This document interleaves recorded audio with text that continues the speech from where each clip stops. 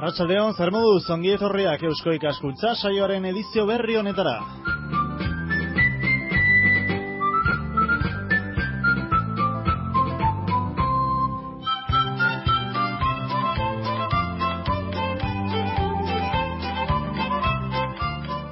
Larun batero bezala gaur ere hementxe gaituzue, gaur gai gozoa dugu aztertzeko, eztia izango baitu arlo nagusitzat. Dakizue, erlek loren nektarretik egina eztia eta baita erle zaintza ere, hau da, erleen zaintza eta ezti bilketari buruz arituko gea hurrengo minutuetan. Prest alba zaudete beraz, hasiko gea denborarik galdu gabe.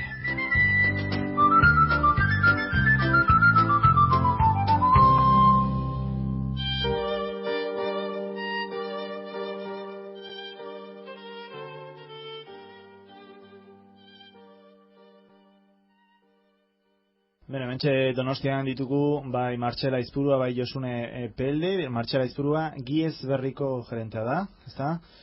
Erle zaintzari buruzko material eta produktuei buruzko enpresa. Martxel, eskerrik asko etortzagatik, arratsaldeon. Arratsaldeon. Eta Josune Pelde, Aikur Erle zaintzaren interpretazio zentroaren arduraduna, uste bere zure senarrekin materaz, da? Bai. Arratsaldeon, Josune. Arratsaldeon. Eskerrik asko ere etortzeagatik.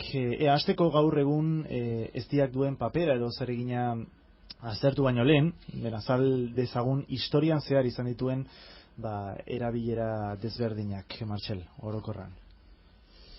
Bueno, eztia joan da milioika urtetik erleak beti existitu dira, beraz, erlearen ekoizpena jendeak ikasi du kentzen, eta bueno, bere erabilera garai luzeetan beste gozagarrik etzan bere inguruan, eta bueno, gozagarri bezala erabili izan da, ezta? Bueno, horregatik izango da beste gauzen artean, eman zaizkio esan da doai asko dituela, eta gero gertatu da historian zehar azukre zuria merkatuan azaldu zenean, edo kainabera azukrea, lehendabizi, eta gero erromalatxa azukre zuria, bueno, bere garrantzia, esango nuke gure elikaduran gutxitu egin da, eta orain, bueno, ez esango bigarren mailakoa denik, baina bai, gozagarri bezala bintzat, bigarren mailako bihurtu da. Historiara joango bagina, erle zantza garai batean gure gizaldi ontarte, bueno, 20. gizaldi arte, kasi eiza bezala zen, zeon tokia jun eta hartu, bai argola zulo, pareta zulo, edo daun zoketik hartu, eta, bueno, gizakiek ikasi zuen, hori enborretan, benetako enbor zatietan erlea eukitzen, baina orain dela 100 urte arte edo ez da ikasi benetan erlearen manejo handi bat egiten, ezta? Eta orduan sortu ziren erlauntza, orain guk erabiltzen ditugun erlauntza aberaskan mugikorra direnak, sortu ziren edo ezagutu zituzten, eta harrezkero horrek hartu du beste indar handi bat, ezta? Eta, bueno, momentu honetan erlazantza milaka personen ofizioa da, ezta? Eta bizibidea. Eta bizibidea. Oiko kulturretan, adibidez, ez dakitzen irakurri oiko Egiptoarrentzat, eta baita, Greziarrentzat ere, ez dira iaia produktu sakratua zela, zergak ordaintzeko erabiltzen zutena ez dira, ez da? Bai, gauza, urreare horretin estimatu, ez da, gutxi dalako. Gauza gutxi danean, eta garai baten bezala, pixkan misteriosuare bai, alako euli batzuk egiten zuten zalako, eta bueno, izan du prestigio ze hori, ez da, eta balore balio hori, ez da. Josune, zertan datza erlazentzak? Gaur egun erlazantza da erlea zaintzea, erlea osasuntxu, mantentzea, eta gero erleak ematen dizkigun produktu horiek jaso, ontziratu, eta azkenean komerzializatzea. Erleek ez dute eztia bakarrik egiten. Erleek polena behar dute baita ere umea elikatzeko, propolia behar dute erlauntza barrutik garbi eta desinfektatute eukitzeko, zuloak isteko, erlauntza barruan sartzen diran beste animali batzuk usteldu gabe mantendu daitezen propoliarekin igurtzitzeko, babesteko, eta azken baten hori dena zaindu eta etekin bat ateratzea da.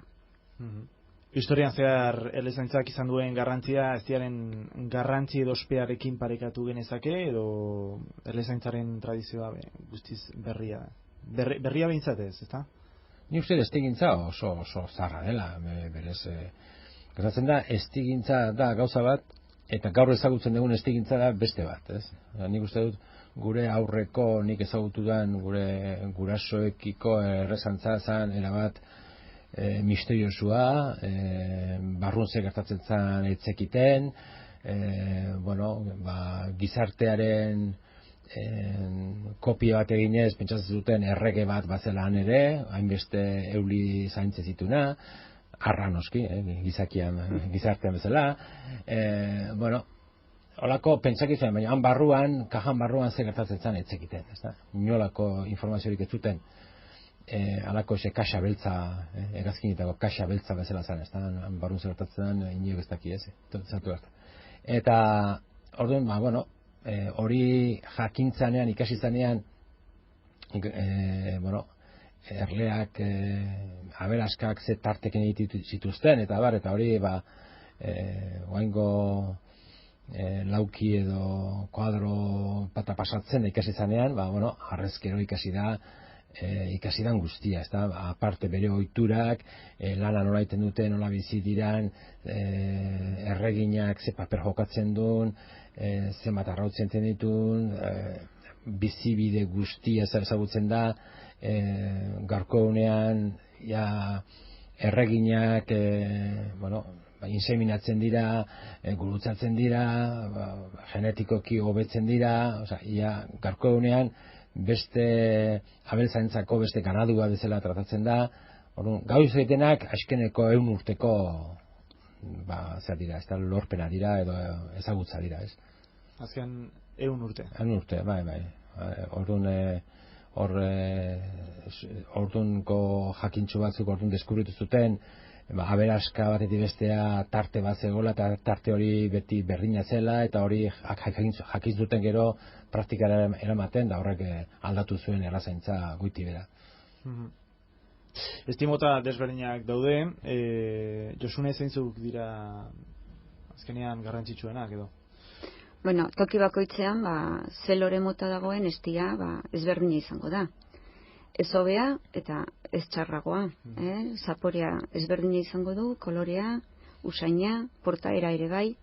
Lore mota eta erle mota ere, ez da? Bai, baina, batipat lorea. Lorearen nektarritik egingo dute estia. Orduan, nektar horren arabera, estia ezberdina izango da. Hemen Gipuzkoan, udaberrian, otsailaren bukaeran edo hasiko dira estia egiten, eta hasierako lore horiekin egingo dutena da erlauntza umetegia edo neguan beraiek bizi diran abareska horiek estiz bete, estiz polenez, umez, eta gero guk egingo deguna da beko kajoi hori beteta dagoenean, estiz eta umez eta beste kaxa bat ipini gainean. Eta orduan hemen maiatza izaten da, hori lortzeako, eta akazia hasiko da loratzen, gero ondoren larra etorriko da, gero gaztaina, eta Gipuzkoan irtetzen da lore horietatik egindako esti bat. Batzutan lore bakarrekoa atera dezakegu, gehienetan 1000 lorea izaten da, eta gero posible da hemengo estiak endu ondoren erleak mugitzea, beste lore mota bat dagoen tokira. Hemen Gipuzkoan gehienok egiten duguna da hemengoak endu ondoren ustailean erleak mugitu mendira, Txilerra, Aritza, Artea dagoen tokira. Eta han egingo duten estia izango da guztiz ezberdina, baina, bakoitzak esaten dugu honena guri gustatzen zaigun hori. Baina, zer desberdintasuna daude, adibidez? Kolorea ikusten duzu, usaintzen duzu, eta zeharo ezberdinak dira. Udaberrikoak denbora gehiago iraungo du likido kristalizatu gabe. Udazkenekoak berehala gogortuko dira gehienetan. Eta hori, erabilera ere udaberriko estida suabeagoa denez, askotan jogur bat gozatzeko edo mamia gozatzeko edo aproposagoa beten dira. Udazkenagoa berriz zapore gogorragoa, fuerteagoa daukate. Orduan bakoitzak hori gustoen arabera, ohituren arabera, bat edo beste aukeratuko luke. Martxel, ze esan dezakegu estia eta deribatuen erosketari buruz, erosketa eta ontziratuari buruz? Bueno, bereizi behar dira gauzak. Guk Josunek aipatu ditu hainbat produktu, ezta? Estia, polena, propolia, argizaria, hori denak bere tratamentu jalea bere tratamentu desberdina daukate. Orduan, erausketaz eta ontzieraketaz ari garenean, batez ere estiari buruz ari gara. Zure galdera, orduan, estiari buruz, besteak bakoitza dauka oso ekoizpen oso desberdina. Orduan, estiari buruz hasita, estia, erleak, beraiek egiten dituzten argizaizko abaraskatan jartzen dute. Orduan, lehendabizi handik atera egin behar da. Eta hori egitea zentrifugazioaz. Makinan buelta eman, erropan sekadora baliz bezala, bueltak eman, eta aberaskatik estia ateratzen da. Esti likidoa dago oraindik, eta, irtetzen da nahiko errex, edo, mintzete tresneria badukagu hori ateratzeko. Gero hori bidoi batea joaten da, eta bidoi hartan egun batzuk eduki behar dira, makinan sortu dira burbuilak eta gora etorri arte, eta 3 asteren buruan hori esti hori ontziratu daiteke. Ontziratzea da, gauza likido bat, pote baten sartzea, zimlarresa. Gauzak horrela dira normalean, gertatzen da, esti hori, esti guztiak, beranduago edo lehentxeago, aldiz akaziarena, pasadezake urte pare bat gogortu gabe, beste estiak normalean, hilabete gutxiren buruan, gogortu iten dira. Orduan, jendeak, eta fraskoan, likido sartu dezkero, gogortu iten dira, eta jendeak gero kutsarea ezin du sartu, eta beste modu bat ohituta dago. Orduan, horri pixka bat horren erabilpena erresteko, guk iten dugu bidoian utzi gogortu arte, eta gero hotzean, 20 gradu hotzean, xehetu iten dugu, eta orduan gertzen da, esti gogor hori, egiten da, xehetutakoan gertzen da, krema moduan, eta hori ez dakio gogortzen, eta horrela iraun dezake, konsumitzaileak eduki dezake esti bat erabiligarria.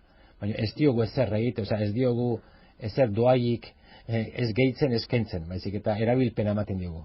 Orduan, estia egon daiteke likidoa, ala kremosoa, baina berezi behar da ondo, merkatuan likido aurkitzen dugun esti hori, marka zurien guztian, ez ditu aipatuko etxe komerzialak gure artean diren handi horietan, eta gure komerzioetan normalean aurkitzen dugun esti likidori, ez da erleak egin berria o bildu berria duen estiura, baizik eta esti hori bidoietan gogortu egin da, baino berriz ere berotu egiten dute, pasterizatu egiten dute, likido bihurtzeko, urtu egiten dute beroaren bidez. Eta orduan, bere propietate biologiko guztiak galtzen dituzte. Legea betetzen dute, legea bereiek egin dute, baino norbaitek gozagarri bezala erabiltzeko ondo dago, balio du, baino ez da benetako estia. Ez da, galdu ditu aromak, galdu ditu fruktosare parte handia galdu du, enzima galdu ditu, baina hoiek nola legez ez dauden neurtuak, betetzen dute, baina hoiek bereizketan nagusia egin behar balin bada kalitatezko esti guztiak eta ez kalitatezkoak, bereizi behar dira pasterizatuak diren, ala ez. Pasterizatuak balin badira, sartu behar ditugu kalitatezko ez direnen sailean. Eta, gozagarria dira, eta estia dira, ez daukate patata irina eta nastuta eta jendeak esaten zituen bezala, dira estiak. Dira, esti zaharrak, eta batetik zahartzearen propiedade galtzen ditu, estiak. Estirik onena da berria, ez ardoa bezala, baizik eta berria. Orduan, esti zaharrak ere propiedade galduta gelditzen dira, eta pasterizatzen badin da, berotzen badira, ere bai, beraz, estia ez da berotu behar. Erlekajan barruan egoten da 35 graduan inguru. Orduan, guk debekatu daukagu eskola beren araudiaren arabera 30tik gora berotzea. Eta pasterizatea esan nahi du, pasterizatzen dutela minutu oso gutxitan, 10 minutu edo gutxiago igo, 8-10 minutu, baina 80 graduan. Orduan, temperatura hortan, estiak bere propiedade galtzen ditu. Ze propiedade dauzka estia, ze azaldu pizkatxo bat nagusiki? Nagusiki, batetik, janaria denez, janariak bere ezaugarri gure usaimen eta dastamen propiedadeak mantentzeak, logikoa dirudi, alegia, estiak bere aromak, bere zaporeak mantendu ditzala, ze horiek volatila dira eta berotzean ihes egiten dute. Gero, esan behar da, esti ez pasterizatuak, kalitateko esti batek, oraindik entzimak, erleak sartutako entzimak dituela, eta ahoan txistuarekin da oxigenatzen denean, ur oxigenatua guka desinfektatu bezala erabiltzen dugu ur oxigenatu hori askatzen duela berak, eta bere bide guztian ur oxigenatu hori askatzen dijoala. Beraz, ahoa, estarria eta bide horietan ur oxigenatua liberatuz dijoala, ezta? Noski, jate balin badeu beste ogi pilo bat eginda zeakin, igual ez dugu besteko efektu egingo, baina nahi balin badeu sendagarri bezala edo erabili, horrek baditu, ezta? Bere zeak. Eta gero, fruktosa bea, estiaren elementu nagusienetako bat, berotzean, bate balioik ez duen produktua bihurtzen da, HMF detzaiona, eta horrek ere, azkenean erosi dezu produktu bat glukosa baduelakoan eta behar baino gutxiago dauka, ezta.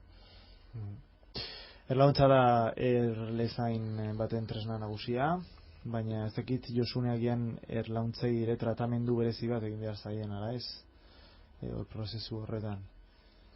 Hasiko gara igual, udazkenean... Udazkenean egun sarrera. Orain ja udazkenean gaudenez, ja estiak endu zaie, soberan daukaten estia, teorian, baina negurako, beraiek jateko behar duten estia utzi egin diegu, eta hori janez pasako duten negua. Elkarri berotasuna emango diote, pilatu egingo dira, energia lortuko dute berotasun hori mantentzeko estia janez, eta, nez eta hotza handia egin, jana baldin badu erlea ez daiko. Neguan ez dute lanik egingo, lorerik ez dago, hotz egiten du, ez dira etxetik irtengo, behintzate lanera, eta udaberrian ja loreak hasten diranean, langileak hasiko dira estia eta polena etxerak hartzen, eta orduan ja erregina ere hasiko da arrotzak ipintzen. Bitartean, etzaile komeni, umetegia hunditzea, ze umetegia berotu egin beharko dute, jaten eman beharko diote, eta jana, eukidezatzake asko edo gutxi, edo justu. Orduan, egingo dutena neguan da mantendu bizirik. Eta udaberrian hasiko dira lanean. Eta, udaberrian, ja martxoaldera erreginak egunean 2000-3000 arrautza jarditzake. Eta, orduan ja erle kopurua ikaragarri handitzen da. Lore asko dago, langile asko dago, orduan lanerako ere jende asko. Eta joango dira erlauntza estiz betetzen. Ez bakarrik estiz, umea ere ikaragarri handituko da, polena ekarriko dute, loreen polena dakarten bitartean joango dira polinizazioa edo erleak, loreak ernaltzeko polen hori garraiatzen lore batetik bestera. Horretan izugarrizko lan egiten dute, naiz eta guk askotan ez dugu kontatu ere egiten, kontatzen dugu ze jasotzen dugun, ezta? Estia, argizaria, polena, baina jasotzen ditugun produktu horietan baino askoz garrantzia handiagoa dauka erleak polinizazioan egiten duen lanak. Eta, bueno, hori, esan dugu, erlauntza beteko da, joango da betetzen, erlauntzako abaraskak, joango dira betetzen, eta, bueno, betetzen dutenean, beko kaxa horretan dauden abaraskak, egingo deguna da, toki gehiago eman erleari, lan gehiago egin dezan. Eta, beste kaxa bat gainean jarriko diegu, eta beraie konturatzen diranean, bueno, toki gehiago daukatela utxik, igoko dira goiko kaxa horretara, eta hasiko dira, ura ere betetzen. Eta, bueno, bat hori betetzen baldin badute, beste kaxa bat jarriko diegu. Hori, egin dezatela, beraientzat behar duten baino esti gehiago, edo polen gehiago, guk ere jaso alizateko. Eta gero, bueno, soberan daukaten hori kendu, eta berriro, bueno, lehen esan dut, posible da, eta egiten da, esti gehiago, edo beste estimota bat produzitu nahi baldin badegu, egingo deguna da erleak mugitu. Gauean, denak barruan daudenean, erremolke batean, edo kamioi batean, edo erlauntzak hartuko ditugu, eta beste toki batera eramango ditugu, beste lore mota bat dagoen tokira. Eta han bere alaba orientatuko dira, eta hasiko dira berriro beste lore horrekin lana egiten eta estia egiten. Eta, bueno, irailaren bukaeran, ja loreak ere bukatu dira, eta egingo deguna da, ja egin duten hori kendu, jaso, eta negurako lainutzi, eta berriro bere tokira ekarriko ditugu. Neguko, edo, bueno, beraien erletegira. Eta neguan, bueno, ja ez daukagu beraiekin beste lanik. Nahiko jan baldin badaukate, beraie bizitzeko gai izango dira esti hori janez, datorren udaberri arte. Esan dugu estimota desberdinak daudela, eta modu berean estiarekin egiten diren produktu desberdinak ere badauzkagu, adibidez, Martxel, zuek egiten dituzenak, zuen enpresan, zenolako produktuak? Bueno, estia bere hartan jaten da, estia jaten da, baina, bueno, estiarekin ere egin daitezke hainbat gauza, eta, bueno, hori izango litzake, enpresa batek alegina egiten duena, baita ere esti bezala saltzen ez denean, nola baita ere, irte eramateko estiari, zaniteke arrazoietako bat, hasieran gure kasuan ala izan zen, esti gehiago genukan merkadua baino, eta, bueno, esti ekoizpen horren zati bat, bideratu behartzan, nola baita ere merkadua beste modu batea, eta orduan hasi ginen, estia eta aurra elkarrekin xeetu, eta estia aurrakin ateratzen, ezta? Gero hasi ginen intxaurrak, labean xigortuta, estiakin batea ateratzen. Eta, pixka bat, jendeari, askaria edo merienda moduan, oitzeko baita ere, estia konsumitzen, ezta? Ez bakarrik goizean esnearekin o kafesnearekin, baizik eta baita ere, ogitartean edo jateko zean, edo postre moduan, bazkolonduan, ez esango nuke, helatu baten gainean, intxaur bat bere estiakin jarri, eta, bueno, oso polita da, ezta? Polita ez goxua da, ezta? Eta orduan, irteera horamatekoak, hasi ginen sortzen, ez? Batez ere sukaldaritzan, pastelgintzan, ez da? Eta gero baita ere, osasun aldetik ere, lotu genituen adibidez, aparte saltzen diren produktua dira gelea, polena eta estia, dira, elkarrekin ikusi ez duten produktua dira, nahiz eta erleak sortu denak, bildu, eta horiek ere elkartu genituen produktu batean, trifasikoa deitzen diogu, hiru gauza dauzkalako, eta pixka bat baita ere elektrizitateeko trifasikoarekin simila eginez, energetikoa eta gauza ona zela, eta trifasikoa izeneko produktu sortu genuen, ezta? Jalea, estia eta polena nahastuta, ezta? Eta hori kirolariak, gaixotasuna pasa dutenak, pixka indartzeko eta eta bere arrakastatxoa izaten ari da, ezta?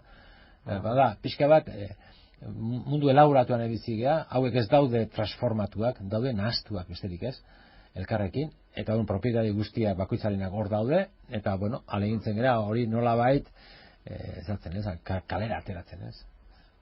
Irakurri dut ez dira ere higroskopikoa dela, ez da? Hau da, airean dagoen ezetasuna edo zurgatu egiten duela, eta beraz, ogian edo pasteltxo batean ez pixka bat ipintzen dugunean, hauek mantsoago gogortzen direla. Bizkotxoetan da hori oso garrantzitsua da, askotan azukre zuriarekin labeti pasa ondoren, gero urrungo egunerako edo sekatu egiten dira. Eta eztiakin inezkero mantentzen du bere ezetasun hori, ez? Hori hala da. Gehiago irantzen dut. Irauten du bere ezetasun puntu hartan, ez? Iraunkortasunari begira, ez dierana ere izugarria da. Iraunkorra da, ez dira. Ez da, zergatik da iraunkortasun. Ez diaren, ez diren iraunkortasuna. Ez dira iraunkorra. Ez da oso iraunkorra, ez?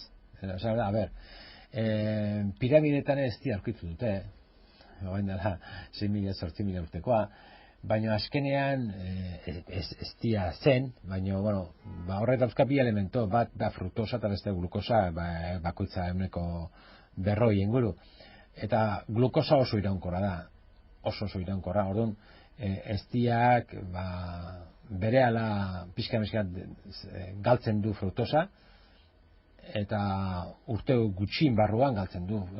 Fruktosa galtzen hasten da berehala kasi. Guk 2 urteko iraunkortasuna ematen digu, kaduzidadea ematen digu 2 urtekoa, eta ez du esan nahi 2 urte pasa ondoren ez di hori txarra denik, kalte ingo duenik, horako ez du esan nahi, baizik eta nola betere prezio eta kalitatea alkarrekin lotuta daude merkatu amintzat. Orduan, guk esan nahi duguna 2 urte baino zarragoko eztiak ez duela merezi 9 euro patzea. Kiloa. Esan nahi edozen azukre zuri baino hobea da, baina, bizka bat, aroma galtzen ditu, enzimak ere galtzen doaz, pixkana eztia galtzen duen produktua da. Ez da ardo, ez da irabazten duena, baizik eta galtzen du, eta estiba 4-5 urtekoa, gozoa dago, gozagarri bezala balio du, baina lehen esan ditugun osasuneko propietate horiek mantentzeko 4-5 urteko estiak balore gutxi du, ez? Beraz, kalte ez du egiten? Kalte ez du egiten. Arriskuren bat, ez dira jaterakoan, ez dakit, umetxoentzat edo... Bakarra dago, hor dago, alako... toksinekin errazionatua edo? Ez dago... batez ere botulismoakin, ume botulismoa existitzen da, urte bete baino gutxiagoko aurrek harrapatu dezakete, eta badaude 3-4 kaso argitu ez direnak, munduan zehar, eztia eta bularreko esnea bakarra hartzen zuten umeetan sortu zen hori, eta argitu gabe gatu ziren 3 kaso horiek, eta orduan pixkat aholkatzen da urte bete baino gutxiagoko aurrak ez dirik ez ematea. Txupetean edo ohitura bada bazudan txupetea guztita azukretan da ematekoa, urte bete baino gutxiagokoei ez da akonsegatzen. Behin urte bete aurrea gaixotasun hori ez da harrapatzen, eta horregatik bakaintzen ez da noski ezin dute zer da hori ze gaixotasun da hori azukrea daukaten odolean. Diabetikoak hori ezin dute hartu, ez dira eskenean azukreak dira eta hori ezin dute hartu. Baina kaintzen beste edozin personantzat ez dauka horako ez hartzeko arrazoirik. Ez palin badu alergia bat edo zauzer berezia, baina ez dira gehi ezagutzen.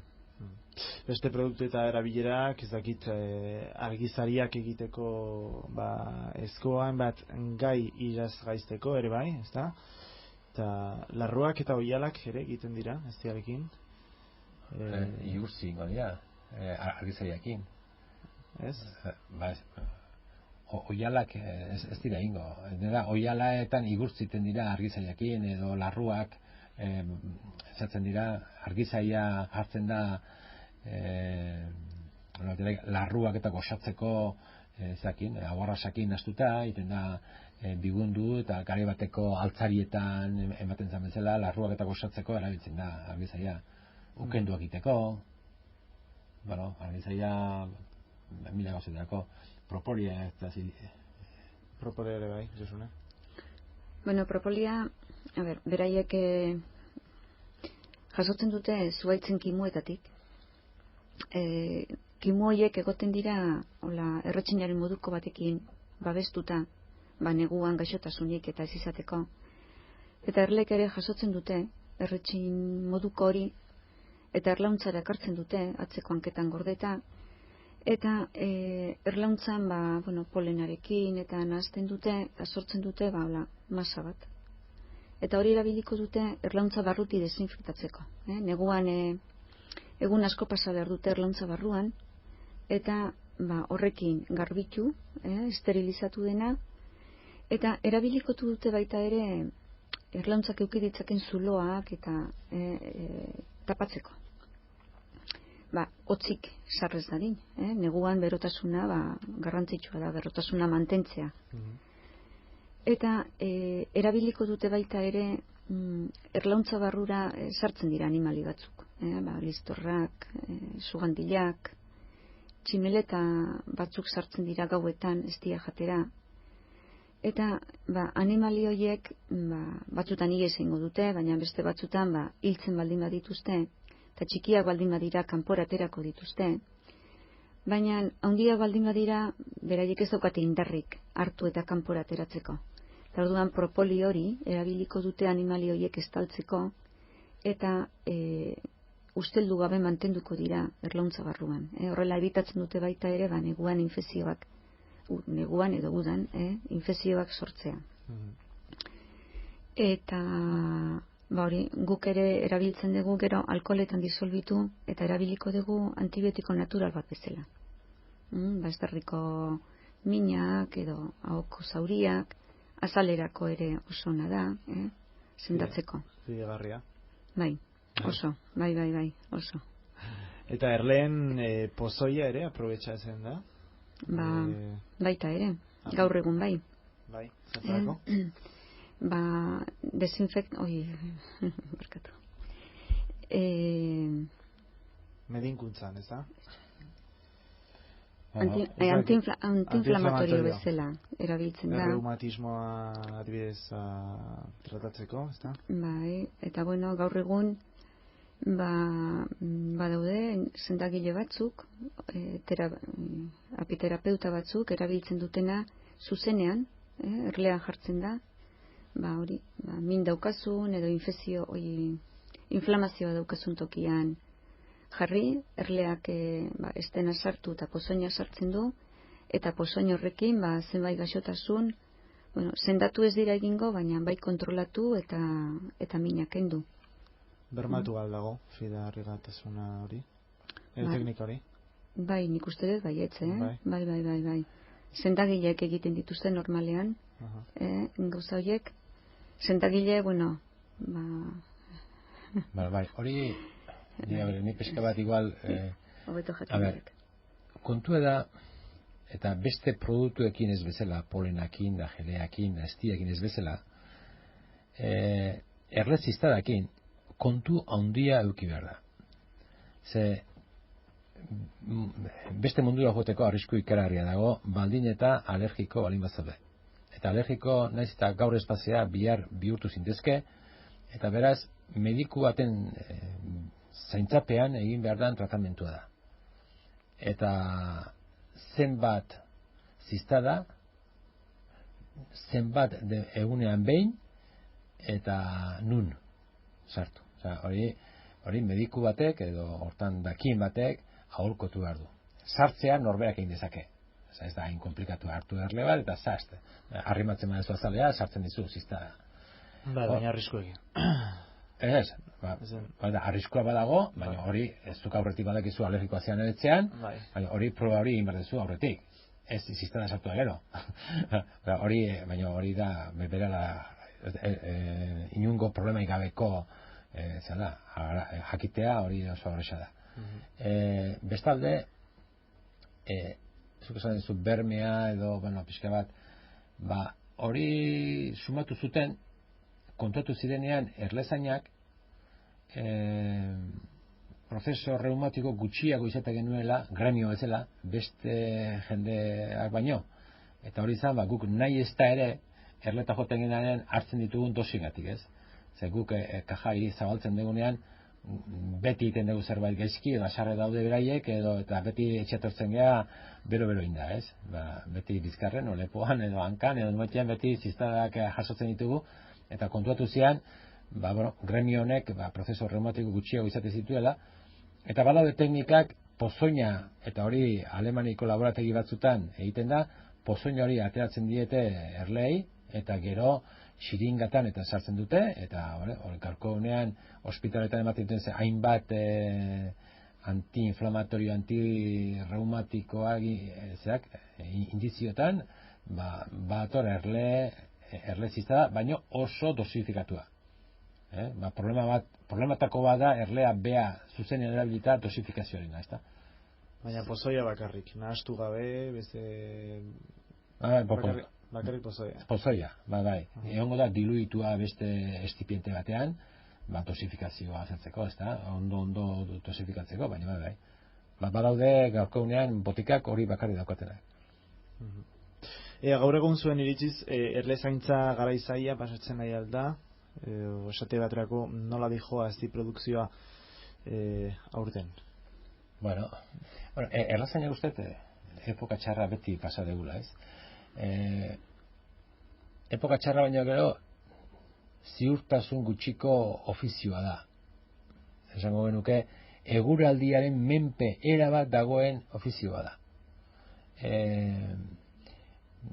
Beste ganaduakin, beste azindakin dabilen jendeak, urte txarra balin bada, erosi dezake belarra garestiago edo pentsu gehiago kostako zaio, baina produzioa bermatu dezake. Gure kasuan, erlea beak bildu behar du, beraz, eguraldi txarra balin bada, lehorte balin bada, euri egite balin badu, guk ezin dugu ezer egin. Espada, Josunek esan du bezala, erleak hartu eta ez toki batea eraman. Orduan, zentzu horretan, bai dala ofizio bat, gora beratxua, ez? Orduan, zure galdera erantzunez, aurten, esango benuke, Gipuzkoa Bizkaiako eskualde hontan, ekoizpen nahiko eskasa izan da. Batetik, maiatza guztia euritan pasaken nuelako, eta euri denean erleak ez dira kajatik izatzen. Eta, maiatzako loraldi guztiak galdu genuen. Eta orduan, nahiko urte eskasa izan da Gipuzkoa dagokionez. Gero, Arabako basoetan eta Artadietan eta izaten da basoko estia ere, iazkoaren erdia edo izan da, ez da oso urte hona izan, eta txilarra, txilar eta jundienak, oso goiz juntzienak, txilar mota bateko estia jaso zuten, baina gero behandu jundienak, bigarren loraldia lehortea jo dute, ez dute atea.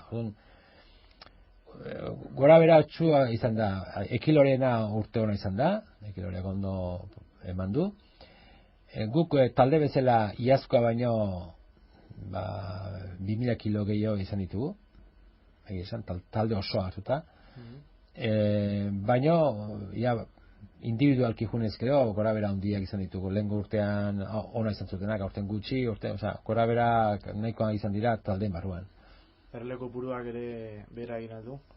Ez, gure taldean ez. Gure taldean ez. Hor, peninsula guztia mailan da, azkeneko urteetan izan dira milak eta milaka galdu diran erleak. Gure taldean, edo eta Gipuzko, esan genezake, erkidego autonomoan, nik uste oso galera gutxi izan direla, gaixotasunak, dauzkaten gaixotasunak nahiko ondo zaindu direla, kontrolatu direlako. Beste paraje batzutan nonbait horrek izan dute, hoiekin izan dute arazoi gaundiena, gaixotasunekin. Ze nolako gaixotasunak? Gu bezala xe, gripea ez dute harrapatu du, baina badituzte gaixotasun batzuk, badira 3 nagusiki, hemen gure artean, bata barroa izeneko akaro txiki bada, etorri izan oen dela 20 piko urte, eta hori ez dugu kentzen, ez dugu kenduko, orduan behakin bizi beharra daukagu, eta, bueno, hor daukagu problema handi bat, bitxe horrekin, eta horrek ahultzen badu erlea, beste kasutasun bat, nosema izeneko jau mikroskopikoa da, esporakoa da, eta horrek ere kaltea handia egin du, baino besteak indar hartzen duenean. Eta gero badago beste bat, betidanik izan dena hemen, edo nahiko, bueno, ez du galera handi sortzen, da loke izeneko bat, hau mikrobio bada, eta bakterio horrek ere, bai, egiten ditu bere, akaroa ja ez da txikia, ikusiten da begiz, eta beste horiek ez dira ikusten, mikroskopiko dira, baina, bai, badituko horiekin ere... Barroa ikusten da, ez. Barroa da ikusten dena, bai.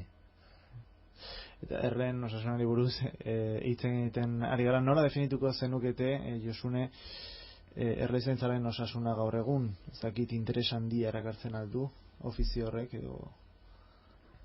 Erlezainen ofizioa erakargarria da, politia dirudi, baina lehen Martxelek esan duen bezala. Ez da oso segurua. Guk ez dakigu urtea hasten danean ze esti izango dugun, ze kantidade esti izango dugun, ze estimota izango dugun, zenbat izango dugun, dana eguraldiaren menpe izango gehalako, ez? Orduan, hau da, nik uste komplemento bezala, posible dela. Hortik bizitzea, baina zailagoa izango da. Hortik bizitzeko erabaki hartzen duen batek, hiru mugimendu egin beharko ditu, erleak tokiz aldatu, eta, karo, lan desentea da, lan gogorra da, posible da, baina, hori, ez dago gure esku, ez dakigu ze izango dan, ze nolako urtea izango dan, eta hori, bizitzeko azkenean, zaila da. Bueno, nik esango nuke, pixka Josunek esan duenen aritik, hasieran esan du eta pasatzen utzi du, osagarri bezala, gure beste lan baten osagarri bezala, nik uste dut, erakargarria izatez gain, bere diruak eman ditzaketa, bere tekinak. Gertatzen da, hortatik bakarra bizi ezkero, eta urte txar batzu pare bat edo bat bestearen segidan tokatu ezkero, hortatik bakarra bizi dena onduratu daiteke. Geratu daiteke etekinik dirurik gabe, eta orduan ofizio utzi beharrean. Beste ofizio batekin kompatibilizatu ezkero, osagarri bezala jarri ezkero, erle hainbeste erle jarri gabe, jo ezagun 100 erle esaten dudanean da 100 kaja, ez da? 100 familia, erle familia. Orduan, etekin barateako du suertea duenean, eguraldia laguntzen dionean, eta, laguntzen espadio, ez da onduratuko beste ofizio badurako, ez? Orduan, komplemento bezala, beste zebatekin, nik uste dut, dirua eman dezakela, eta, baita ere, lana ematen du, hori bai. Baina gero, negu parte guztia dago lan gutxiekin, eta, eguraldi txarrean ezin da erleta joan, beraz, joten da guztietan eguraldi honakin joango da, eta, eguraldi honar ez da beti ona, esan nahi dut, euskipean ordu asko lan eitea, ez da batea atsegina, ez da eguraldi hona, ez da, ona txarra bakizu izaten da, orduan, euskitan lan egin behar da, kilometro egin behar dira, erleek diren tokeaino joan egin behar da, eta horri neke bada, eta hor gastu batzu daude, viajeko gastuak eta erleak moitu ezkero, eta garko unean, orain dela gu hasi ginean, orain dela 30 urte, erlekin hasi ginean, ez erraz genekien, orain hasi nahi duenarentzat, aholku emango luke jendea badago, aholku edo informazio emango duena esan ez, hortan hasten bazea, hainbeste erle jartzen baituzu, lan hau izango duzu, etekina batez beste hau izango duzu, eta orduan, sartu nahi balin badu, guk ala nahiko nuke, jende gehiago sartzea, baina sartu nahi balin badu, ez da nintzen gu hasi ginen bezala itxu hasiko. Gaurko egunean informazio zehaz batekin hasiko litzake, ez? Eta hasteko gokin dagoen jenderi ikusten alduzue, generazio berriak, eta bar? Hori nekazaritzako gaurko eguneko arazoik larriena da, belaunaldi aldaketa. Nik uste nekazaritza osoa, bai abeltzaintza osoa, dakon arazo grabeena gure eskualde honetan, da nor sartuko da urrena. Da, uste dut hori dela arazo handi guk ere bai, azkeneko urteetan jende berririk ez daukagu, merkatua daukagu baino jendeik ez, orduan, bai, arazo nagusiena hori izango da. Jendea... badaude, beste elkarteak, ez da, Gipuzkoako erlazain elkartea, Bizkaiko erlazain elkartea, Arabakoa, Nafarrokoa, informazio tokia badago, erlazain txiki asko dago, Gipuzkoan bertan 600 batengo dira, erledunak, Bizkaian igual gehiago dira, 1000 eta gehiago, baina dira etxeako lain esti sortzeko daukatenak, ez da. Eta, hori eskarrak eman martzaizkie, gizarte bezala, lehen Josunek aipatu duen polinizazioa bermatzen dutelako, hainbeste milaka erlekin, eta baino fase hortatik, etxekorako nahikoa eite hortatik, etekin bat ateratzeko erle gehiago jarriz bere bizitza komplikatu nahi dutenak, komplikatu komila artean, komplikatu nahi dutenen fase eta pasatzea, zoritxarrez, gutxik egiten dute. Eta, guk nahiko genuke, ze badago, merkadua, eta produzio falta dugu. Saioa amaitu baino lehen, esan dugu Josune, Aikur erlezaintzaren interpretazio zentroaren arduraduna zarela. Azaldu pixkatxo bat ez egiten duzue, ariketak antolatzen dituzue, museo bat ere baduzue hor Zumarragan? Urretxun. Bai. Azaldu pixkatxo bat. Urretxun gaude, Santa Barbara bidean. Museo bat daukagu. Erle mundua kontatzen dugu, historiarekin hasi, erlezantza kontatzen dugu, erle produktuak, erleak ikusten ditugu, 3 erlauntza dauzkagu, eguraldi hona egiten duenean, ikusten dira sartzen, irtetzen, polenarekin etortzen, ikusten dugu nola komunikatzen dira, nola kontatzen duten janaria non aurkitu duten, barruan daudenak ere jundaitezen. Beti ez duiten eguraldi ona, orduan txarro egiten duenean, baita ere bideo baten bidez ikusten dugu hori dena. Eta gero, posible da tailer bat egitea, eta argizarizko kandelak egiten ditugu. Argizaria urtu eta sartuta atera inez, antzinan egiten ziren bezala, argizarizkoak. Eta,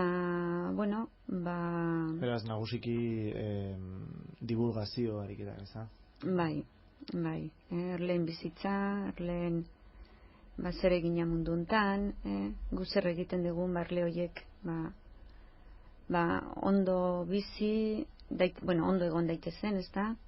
Eta gero guretzat ere zerbait egin dezaten, ez bera egintzat bakarrik, eta gero produktu horien nola jaso, nola beraiek zertarako eta gero guk nola jasotzen dugun, zertarako diran, propiedadeak, eta hori dena ikusi daiteke museoan. Museoan, ogarretu ordutegia, museoaren ordutegia?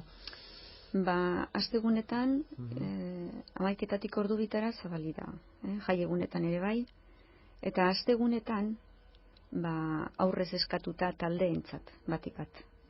Aurrez ordu eskatu eta ematen dugu. Osondo, Martxela Aizpurua, Josune Epelde, eskerrik asko gurekin izateagatik, eta ondo izan. Eskerrik asko. Deitzeatik, urrera deitu.